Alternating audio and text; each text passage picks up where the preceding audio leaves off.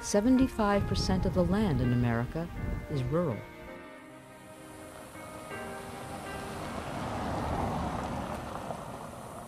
"17% of the population, or 50 million people, live in rural America. We are obliged to seek answers for all seniors.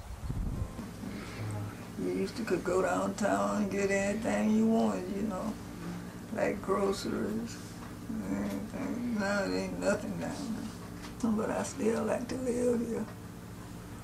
Been here all my life. When people's needing, like I do, need the meals, they deliver it to them. And I feel like that's important when you can't do for yourself and you have someone else to do for you. That's what I feel is important. We begin the process of seeking answers with our rural initiative. We will first tackle the needs of rural nutrition programs. We will listen and start with those that too often speak softer than those in more densely populated areas. To me, it really helps. I mean, you know, there's nothing here much no more. We did have a mini mart. We don't even have it no more. This is the beginning of our journey of discovery. From Kansas to Iowa to Arkansas to Pennsylvania and West Virginia, and throughout rural America.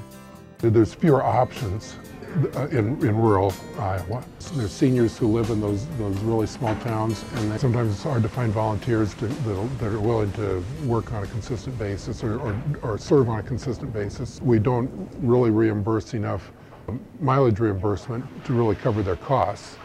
A lot of the people in rural Kansas that I deliver meals to, they can't get out to get their own meals, so this might be the only person they see during the day, or you know, the only food that they get. They don't have anyone to come check on them or something like that, so it's a gratifying satisfaction.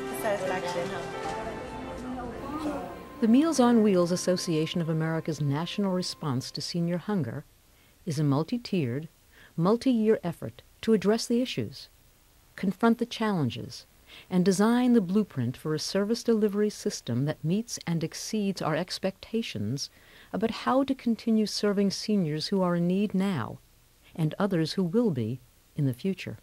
Well, like this fella, he's an elderly man, about 90, up in his 90s, 93 years old. Can't get around very good much anymore. Sometimes there'll be a streak I don't have any money and I can't pay him. But I got a little money again, so I give him $5 this morning. There's a policeman that stops in once in a while and visits with him, but outside of that, that's about all he's got. One day, the volunteer delivered a meal to her and realized that she had a gas leak. And that's when I really appreciated the program. That safety check is such an important part of it, and so that's what led me to become interested in Meals on Wheels. They're lonely. A lot of them are lonely. I had a 90-year-old woman that she would be sitting on the couch, and she was just really groomed, you know, with the earrings and everything. She'd be sitting there with her TV tray, and she would have the napkin and the glass. But she didn't just sit around in her nightgown. She got dressed up because it gave her a reason. There was somebody coming and she was going to get a meal. We have all heard the statistics, but now we want to see the people behind those statistics. We want you to see the people that we see. We only bring in $697 a month, and they started the Meals on Wheels. I couldn't survive without it. I enjoy the Meals on Wheels, what you mean, and 86 years old, you know that. If I didn't have it, I had to go to a nursing home, and I don't want to do that. But they bring my meals every day, and that's the help to me.